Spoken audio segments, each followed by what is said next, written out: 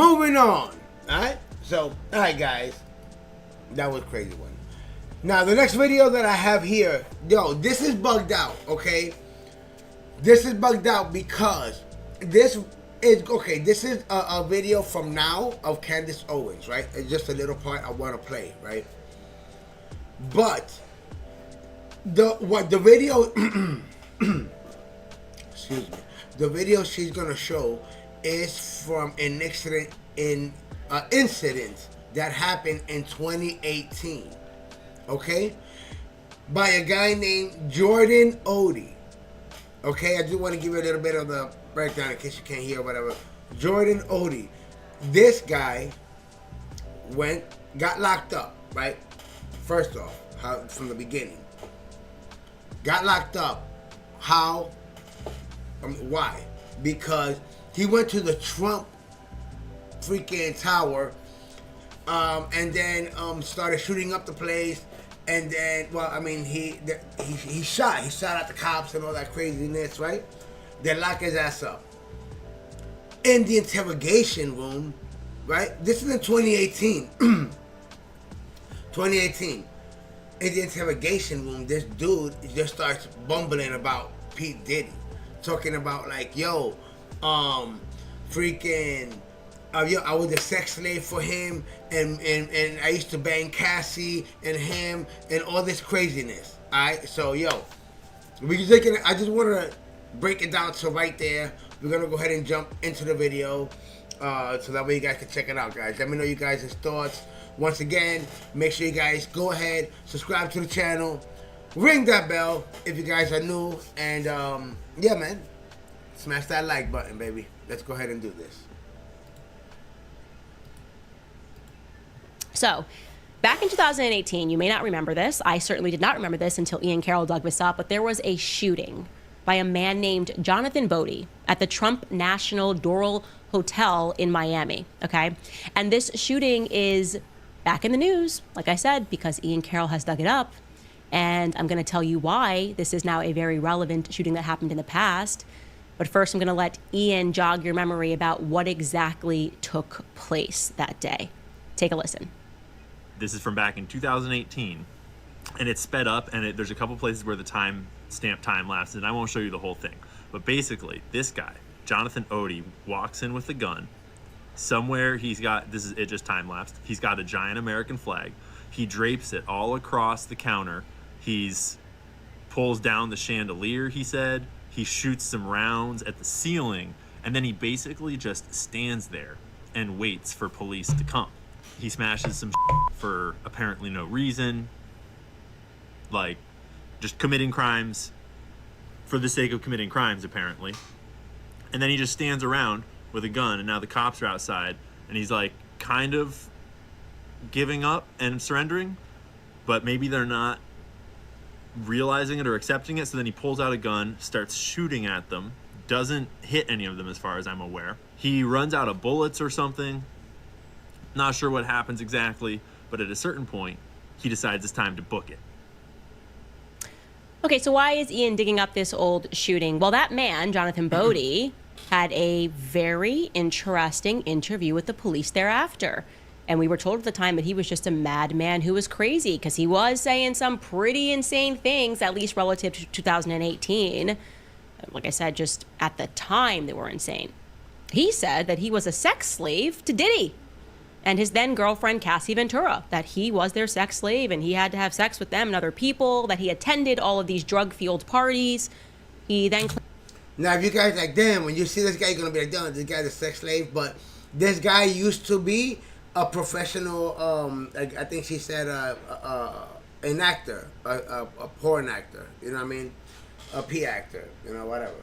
But, yeah, he was a professional P actor, and I guess that's how they knew him. But I guess they basically trapped his ass. Let's keep going.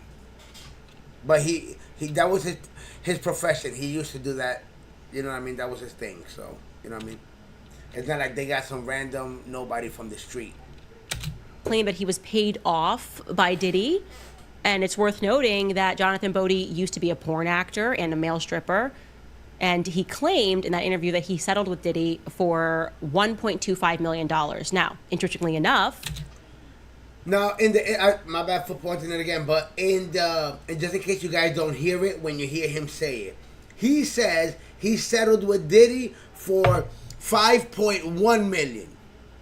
He said, "Oh, I settled with Diddy for over 5.1 million because he was scared that I was going to expose him."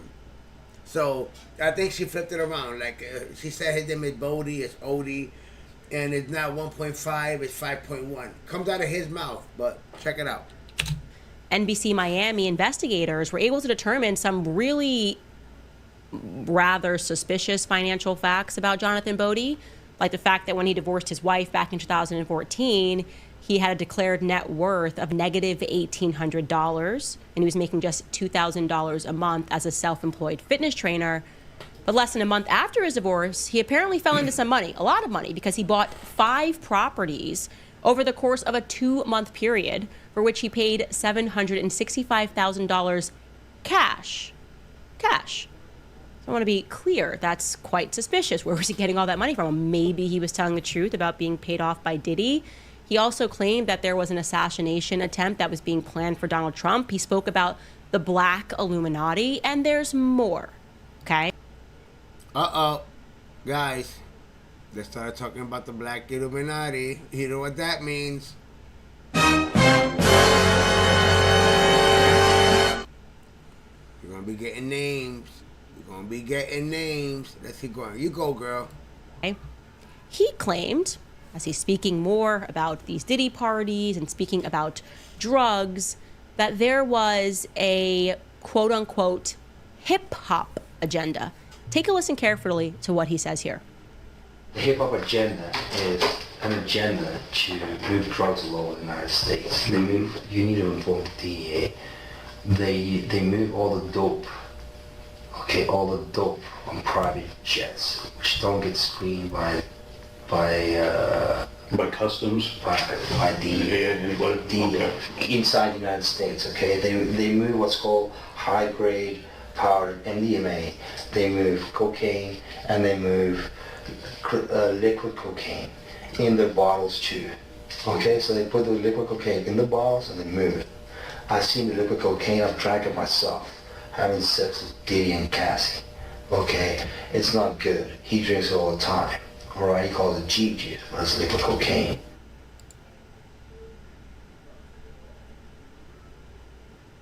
Hey yo, what the fuck? Alright, guys. Check it out. We're gonna have to go ahead and you saw that. This is the same guy that they locked up for shooting up the Trump Tower that he was in. Okay? So what we're gonna do is we're gonna just rewind that back a little bit.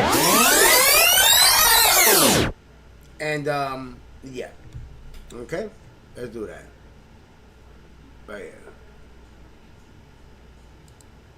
There was a quote-unquote hip-hop agenda. Take a listen carefully to what he says here. The hip-hop agenda is an agenda to move drugs all over the United States. They move, you need to inform the DEA. They move all the dope, all the dope on private jets.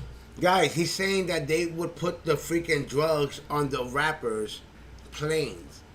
You know what I mean? And once again, it's not only Diddy, it's rappers. He didn't say it was just Diddy. He just said rappers. They would use them as, you know what I mean?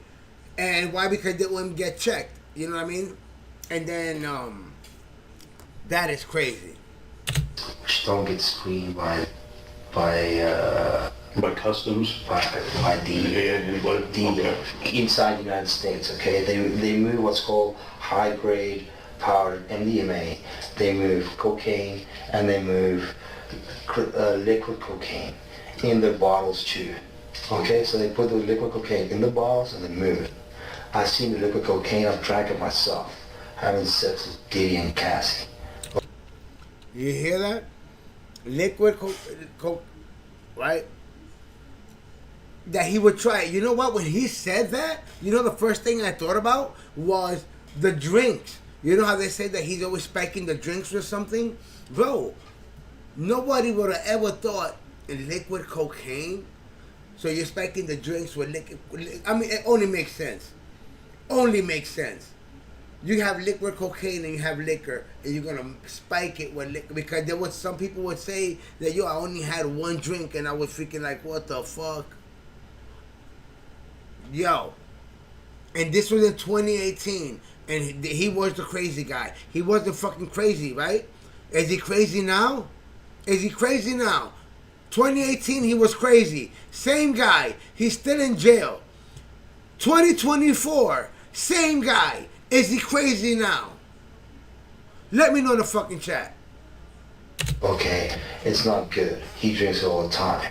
Alright, he calls it G-juice, but it's liquid cocaine. And that's crazy. This dude banging Diddy, banging Cassie and all. Like, and I mean, they use him, I said, plus I'm sure other people. You know what I mean? But it's like, damn, B. You banging Cassie? Damn. So just to slow that down for you in case that audio wasn't clear for you, what he is saying is that the hip hop agenda is essentially to move drugs into the United States, to use these hip hop stars to move drugs onto their private planes. And those private planes are intentionally not checked by the Border and Custom Control, and that they're moving things like liquid cocaine, which he says Diddy refers to as Tucci, which is cocaine mixed with MDMA. Now, that's from 2018. When Lil Rod dropped his lawsuit against Diddy, he spoke about this pink cocaine, this liquid cocaine that they were replacing in all of the bottles. So people were coming over, like I just said in the monologue, and were thinking they were having a regular drink at Diddy's house, but in reality, they were being drugged. And you've got the MDMA effects plus cocaine that's also been known that Tucci is mixed with other psychostimulants. So just imagine why it is, perhaps, that LeBron James says that Diddy has the absolute best parties.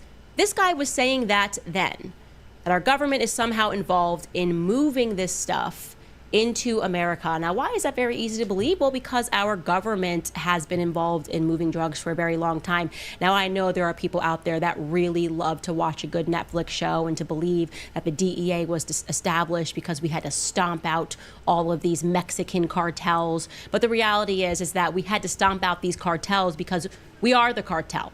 Okay? We are the cartel. The most successful drug cartel in the entire world is right here in America because they partnered with the government. Okay? You've got the drug makers that are partnered with the government, that are partnered with the agencies, and the only time that they go down to stomp out a drug dealer down in the South is really when that drug dealer is on their turf. So that's been a fact. We have known that the CIA has been involved in various drug running operations. And so it begs the question, when you put this all together and you think about there have been so many, by the way, so many rappers that have been caught with tons of drugs on their planes. Is this a Fed operation? And my instincts tell me absolutely, this is a Fed operation. It always has been a Fed operation, that Hollywood is creating false idols, that gangster rap is a homosexual affair between the feds finding homosexuals in prison. So there's a direct prison music pipeline and cutting them deals to encourage them to make rap, which is filth, to get kids on the street addicted to drugs, addicted to gang banging, and then to guarantee Yo. Hey, yo, what the fuck? Gang banging?